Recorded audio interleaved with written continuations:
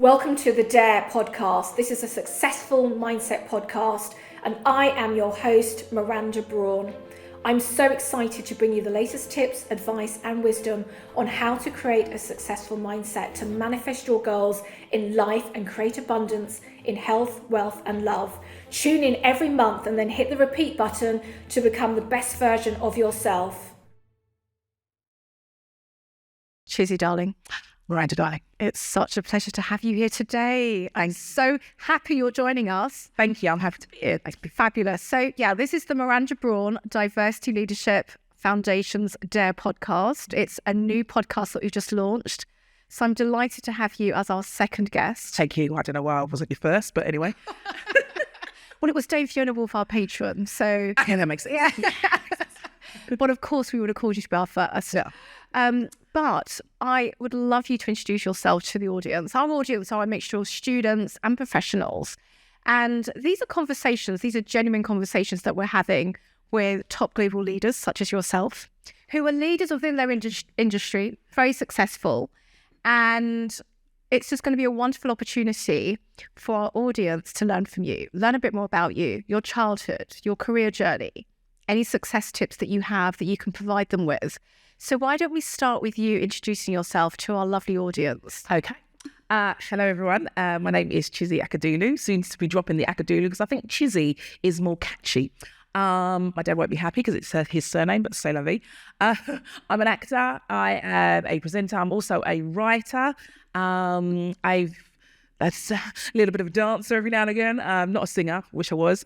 But I'm all round fun time girl, I would say.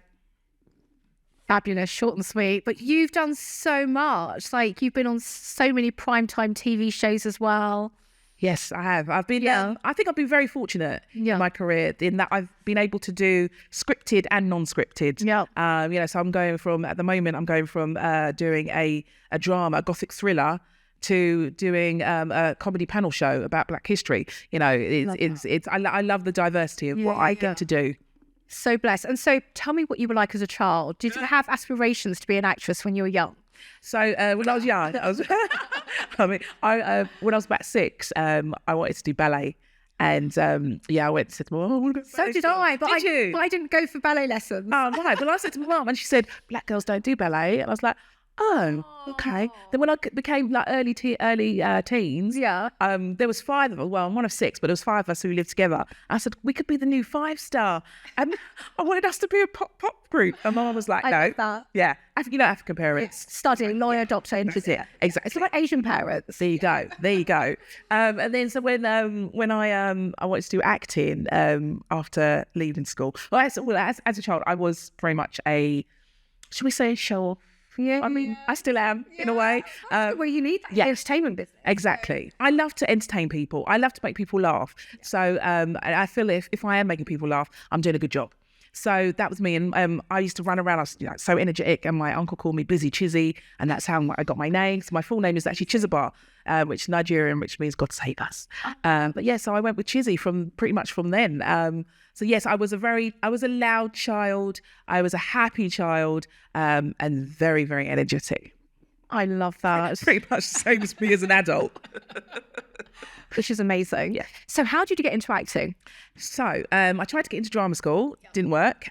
So I went and did criminology at Middlesex University. Yeah, because you know what? I've got this massive fascination with serial killers. I wanted to work for the FBI catching serial killers. No. Yeah, because I thought if I can't act, that's what I'm going to do. But yeah, that kind of went across the wayside. But you've also got your sister. My sister, who is a barrister. Yeah, she's a silk. King's Counsel. King's Counsel. Hello. See, I still say Queen's Counsel. I know, it's so difficult. Yeah, it is. Yeah, it's the King's Counsel. Her intake were the last bunch of Queen's Counsels. Because obviously the Queen died. Yeah. That's right. Yeah. So she, it's funny because she must be so proud. Oh my gosh, yeah. I mean, we're immensely proud. Yeah. But she wanted to be an actor, and I wanted to catch serial. Yeah, but we've sort of switched professions. Still time. You can still hit the law book. Do you know what? I see how much work she has to do. It's too much. It's too much for me. Yeah. It's a lot. Yeah. I'm lazy. No, you're not. You work hard. I do. Do you know what I do love working. I have to admit, I do. But this funny thing, there's a joke where you say, how do you make an actor complain? give them a job. Because the minute when we're not working, we're like, oh, I'm not working, I need to work everywhere. The minute we get a job, oh, I've got to get up early, I've got so many lines to learn. And it's like, I don't have enough lines to learn. We complain constantly, but we do love what we do. Yeah. I think it's a blessing to love the work that you do, because so many people aren't passionate about what they do. Yeah. So it's a fortunate position to be in. Yeah. Sometimes you have to get up really early in the morning and, you want to be getting up and going and doing something that you love. So, yeah. So we've got lots of our audience will be students. Okay. Whether they're at school, university, or maybe even, working full time and they're doing what I did and studying in the evenings. So what advice would you give to anyone out there who's thinking, I would love to be in the entertainment business, I would love to be an actress, I would love to do what Chizzy's doing? What advice would you give them so that they could get a leg up? My first bit of advice is don't. My second bit of advice is gain a very tough skin. Yeah. This industry is just full of rejection, and it's very hard not to take rejection personally. Yeah. But you really have to be of that mindset that is what is for me won't pass me by. Yeah. You can get rejected for, I've been up for jobs and I've been told, especially if it's a part of a family, you don't quite fit. We can't find anybody else to fit you as part of that family, or you don't quite fit the family that we have, the other characters that we already have cast. So, and even like with a partner, it's usually nothing to do with you. You've usually done a brilliant audition. Sometimes we haven't. Sometimes we've done a terrible audition and we know we can't wait to leave the room. However, sometimes you do an amazing audition, you think, right, this is mine, and then you don't get it. And it's absolutely nothing to do with you. So you have to have a really thick skin. Have a plan B.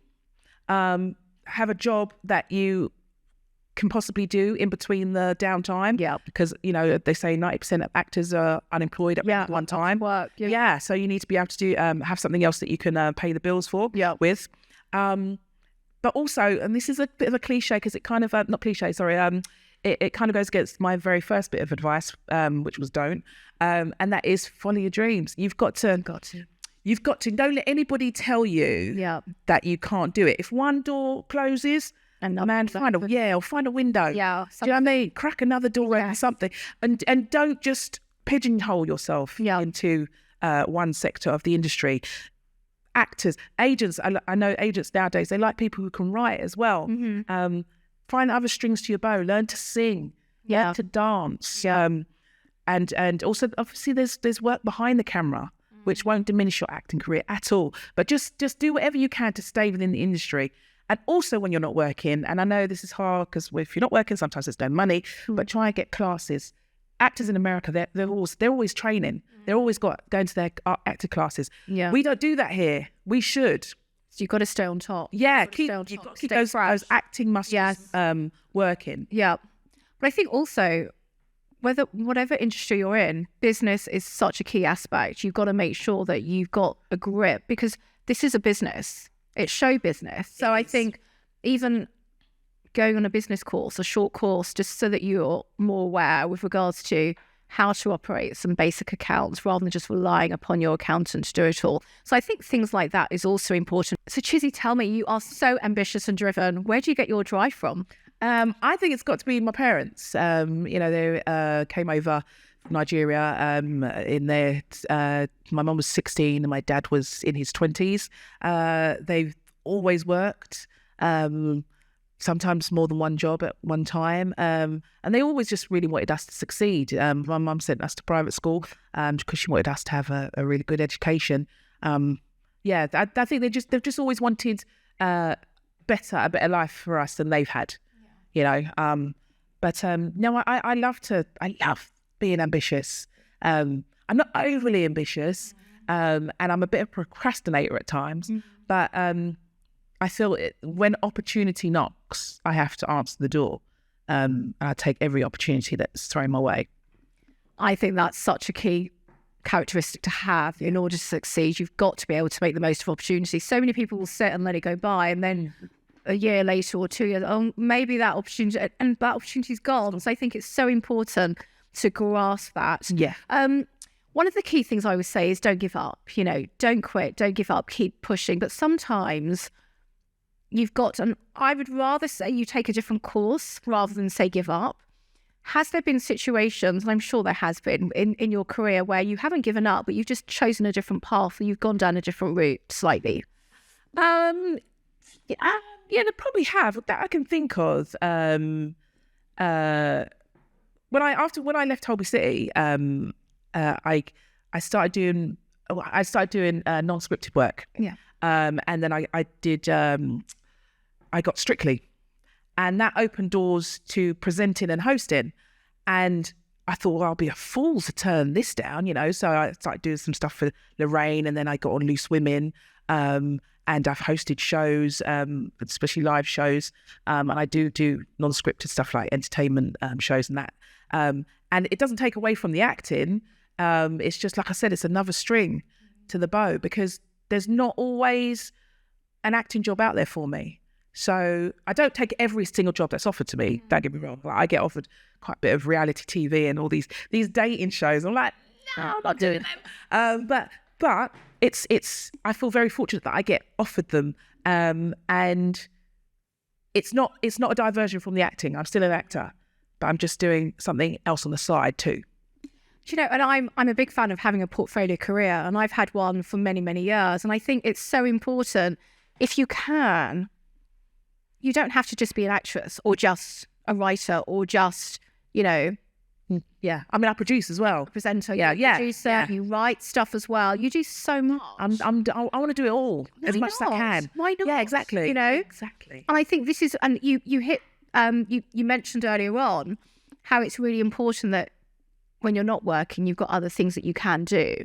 And I think having that portfolio career allows you to not only not get bored of what you're doing, but also you can make sure that you've got multiple streams of income, because that's really important. Absolutely. And also sometimes you have to do those jobs, like you have to do those call centre jobs to be able to pay for the stuff that you really want to do. Yeah. Like, because headshots aren't cheap, putting together a show reel, it's not cheap. Voiceovers, that's another thing. Young people, get into voiceovers, get a voice reel made, because voiceovers, you can go in and do 1 hour's work and get paid a few grand sometimes. Right? And that doesn't take away from your acting. No. It's just another, like I said, it's all them, like you call it a portfolio. Yeah. I call it strings to your bow. Yeah. It's the same thing. Yeah, definitely. But there are times, obviously, when I'm not working and I just want to sit at home and watch Netflix. It is what it is. Yeah. But I can't do it's a balanced life. Yeah. Just sort of sofa, when you trans London and you're just eating loads of crisps and just going, yep, I'll watch the next episode. Yeah, sure, why not? I'm not doing anything.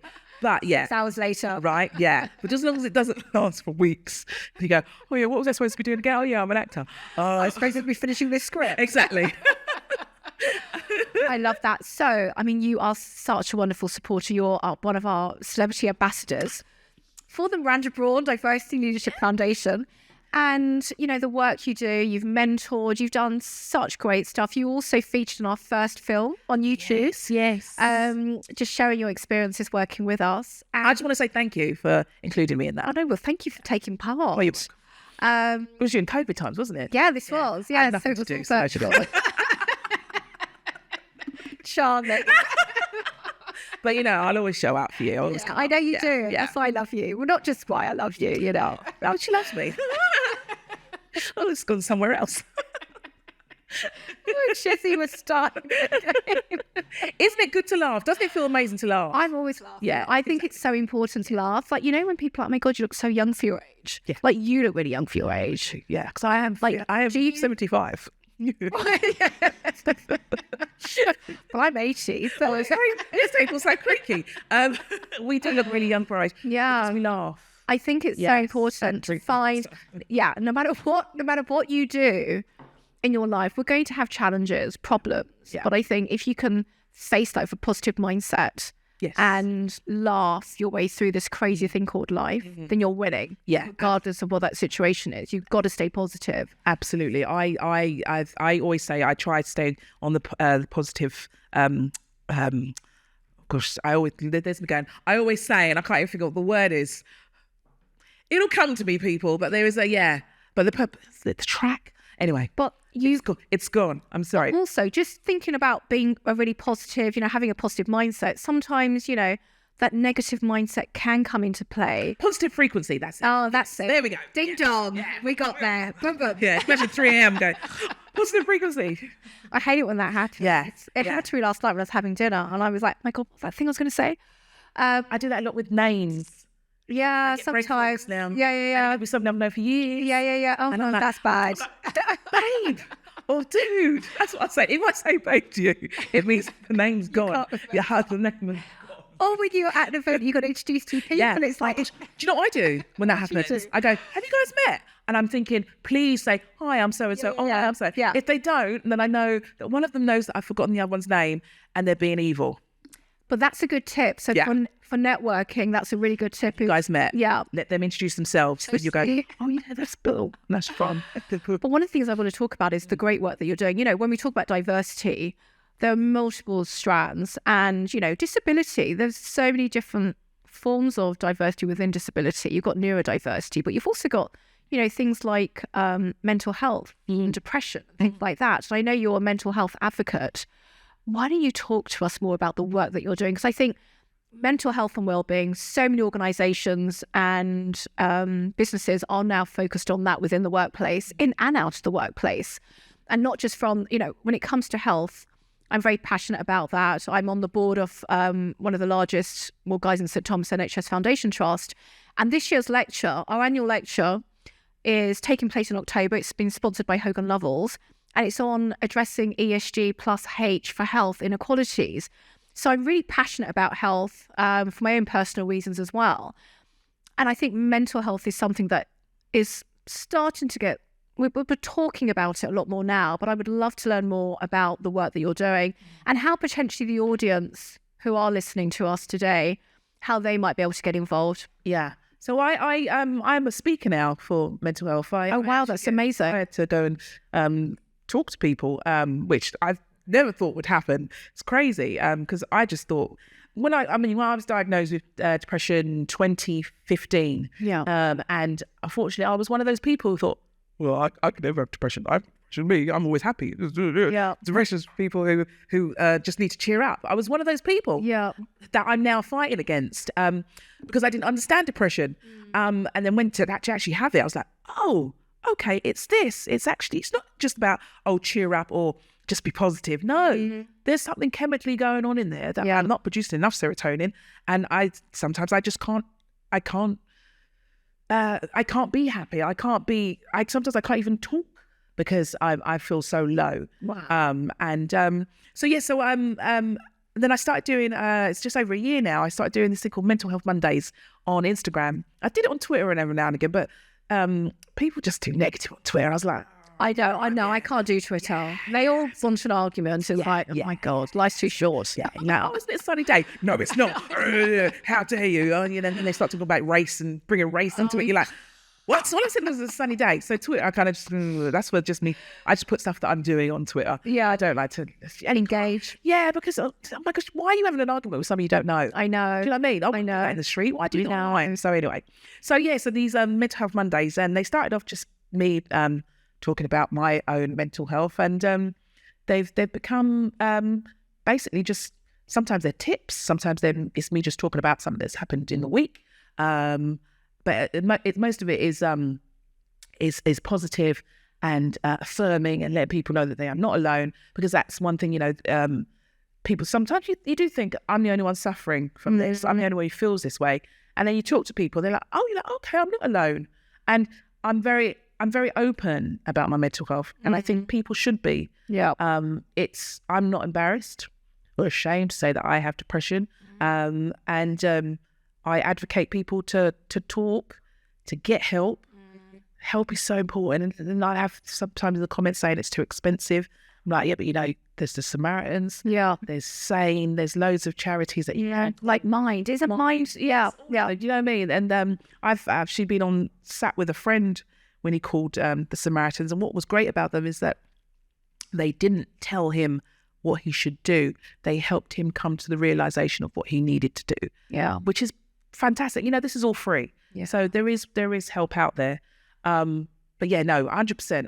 Our mental health, I think, is just as important as our physical health. If things aren't working right up there, we're not going to be able to function. Absolutely. It affects everything. And I think it needs to be discussed more in the Black community and in the Asian community.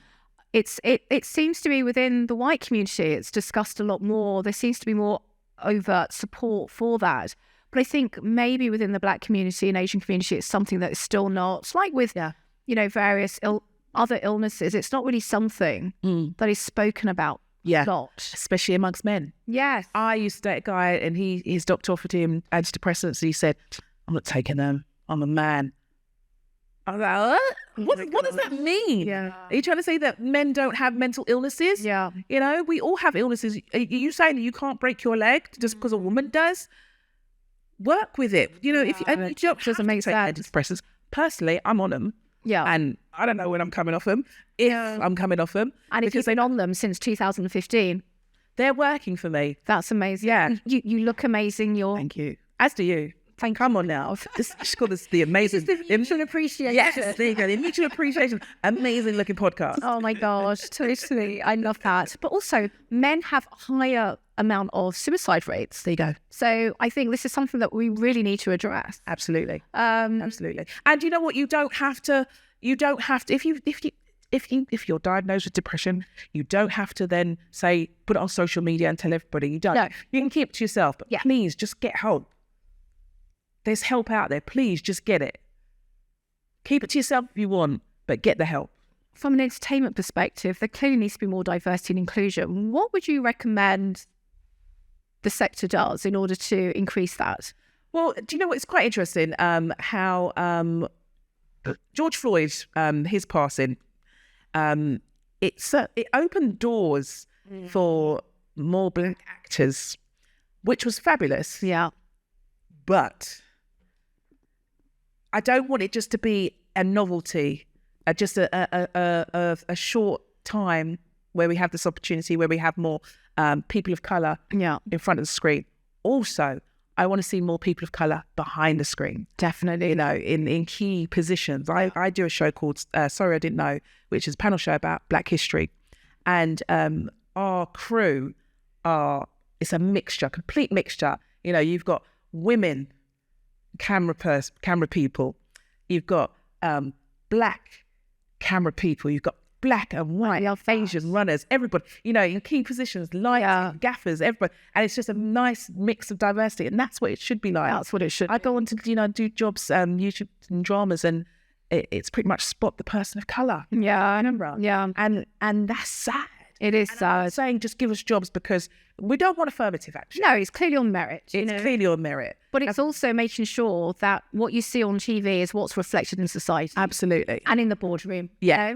I do worry. Sometimes I see adverts, I think, okay, listen, here's the thing. We don't want all the adverts to just be Black people now, because then it'll be the argument that we used to have that we don't see our own faces.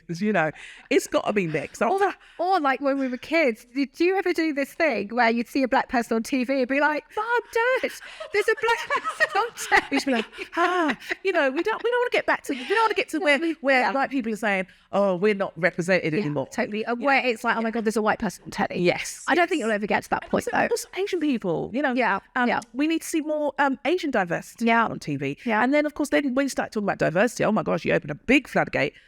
Just people with disabilities. Totally. Physical and mentally. Totally. I did a short film with this wonderful female director, and she is neurodiverse. She's got ADHD. And I didn't really know exactly how ADHD really presented itself. Obviously, with different people, it presents different ways. Yeah. And she made sure that most of her crew were neurodiverse. And it was a very interesting way to work, because I was seeing, obviously from close up how people think. Yeah. But that was a really diverse cast, even though not everybody was neurodiverse, but she made sure that she had some neurodiverse. I love that. Cast and crew. Yeah. Fantastic. I love that. And we made a wonderful short film. Yeah. It's like you get the work done. Yeah. So it's not just, all right, we'll just have tick and box. We'll have this person, that person. No, still pick the right have people. one. But still pick the right people. Yeah. But make sure that it's diverse. Because a diverse a bunch of people can do the same work that are non-diverse. Absolutely. But I hate it when I hear we can't find the talent. Yeah. It's like, really? Or Give us a call. We will help you. Or we've already got one. Yeah. We don't need another one. Yeah. Oh, no. I used to get that. Do you get that a lot No, now? not anymore, no. But Yeah, because I think people know better now than to say that. But in the early days, writing off to agents. Yeah. Yeah, we've already got somebody like you. Oh, dear. Great. Yeah, that's not But good. we're not the same person. Yeah, but it goes to show how far, like, there has been progress. There has been We've still got a lot There's a lot further to go, but there has been progress. There's been a lot of progress. Which is good. And really good progress. Yeah. Really good. Yeah. Young people from underrepresented backgrounds are being given opportunities in front of and behind the camera. Yeah. And it's wonderful to see. That's wonderful. So you are truly a success story. Do you know what? Thank you. I would like to say that I'm not, because success to me, do you know what? No, actually, I am. Yeah. Because every job I get is a form of success. Yes. Every time I get lovely feedback on a job, that's great success. There's still a lot more for me to do. Yeah. You know, but I've been very blessed. Yes. With my career, and long may it continue. And you're going to have many more. I can't wait to see your career flourish and grow even more. So tell me, what? I also do like to pay it forward. Yes. Must pay it forward. And you've done that so much working at a charity, which is amazing. Yeah. So what other goals do you have that you'd like to achieve in the future that you haven't so far? Okay, career-wise? Yeah. And personal. Like, let's just go all around. Like, yeah, I want to be a size 10. Do you know what I was once? I got size 10, size 8 on top, and I looked ill. So it's sometimes you just got to work with your body frame, you know? Yeah. It isn't. Yeah. You just got to be happy and healthy. Absolutely. You're eating healthy, you're exercising. I'm doing a little bit of that. My Mental Health Monday just gone was about body type and beauty standards, and I said, you know what, I'm fabulous. Yeah. Yes, I'm overweight. Yes, I've got a big forehead, gappy teeth, and whatever. But I am fabulous. Regardless, we are fabulous. We have to say that. We have to. Mate, fake it till you make it. Tell yourself every day. Nobody's not faking it. You are. That's the thing. It's all about the mindset. You know, you've got to believe it, and then it will become reality. So you are the reality. But skinny, fat, tall, short, whatever. Yeah. I'm fabulous. Yeah. You're fabulous. Yeah. So this Mental Health of Mondays, and also the TV show that you're doing, how can the audience find this or track this and follow you and get involved or watch? The Mental Health Mondays are on my Instagram. Okay. I've started doing a little bit on TikTok, but TikTok is so much work. I don't know if I can do TikTok. I know. I can't. Yeah. So every Monday I post on Instagram. And then the TV show, I'm sorry, I didn't know, which is the panel show, is with our 4th season. We've just filmed. It's going to be out in November and December. Oh, fabulous. And the first 3 seasons are available on ITVX. Good. Yeah. Excellent. And also from a professional perspective, from a career perspective, what are the goals that you'd like to achieve there? Well, I want to go to LA. And that is, I think, my next step. I'm trying to work on it at the moment. That's amazing to crack America, like, darling. I mean, crack it. How amazing would it, whatever. But also, I'm right. I have a feature film script which I've been trying to get. I remember, like, during COVID summer, like, I think I was going to be in the film at one point. Way before that, it's been going for ages. Yeah, but you just got to keep going. Yeah, I mean, what film was it? Woman King. Viola Davis talking about that took 12, 15 years. Yeah. There you go. Hopefully it won't take that long, but hopefully it won't take that long. But it's like my book. I've been writing that book for a very long time, but it's coming out soon-ish. Yeah. Yeah. So, the last question. Oh, okay. We've come to the end, so it's so quick. I know.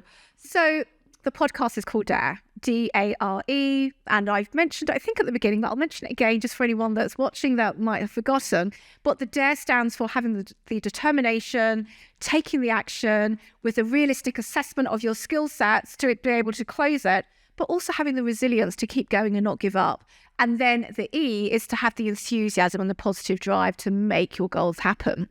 So I always say to our audience when I give talks and things, to dare to dream big. That's just one of the key things that I say. What would you dare our audience to do in order to help them achieve their goals? Would I dare the audience to do? Try and think of a way. Try and think of something that somebody else hasn't done. What can you do to stand out? It's very difficult because, like, especially with writing, they say there's 7 stories, and they've all been told in different ways. Can you create the 8th? Can you do something that's gonna wow a casting director or an agent to want to take you on? What can you do to be different? What can you do to stand out? Try not to go with the herd, because, like, you know, especially when it comes to auditions, they see hundreds of people every week. Yeah. But what can you do? How can you walk into a room and change the mood? Yes. Think of that. Yeah. That's what I'm going to dare people to do. I love that. And that applies. Always try and do something slightly different. And that applies to all industries. Take risks. Yes, always. Yes. Take risks. Calculated risk. Take a risk, you know? Yeah. You never know where that will take you. Yeah. A script, and the scene, just because it's written on paper a certain way, take it a different way. Yeah. They think you can change someone's mind. Yeah. You might think, I really want someone who looks like this and looks like that. And then you walk through the door and you could totally fit that on there and change their mind. Yeah. I love that. Thank you so much for spending time with us, sharing your wisdom, your experience, being so open and positive. You're more than welcome. We love you. Thank you so much. Thank you.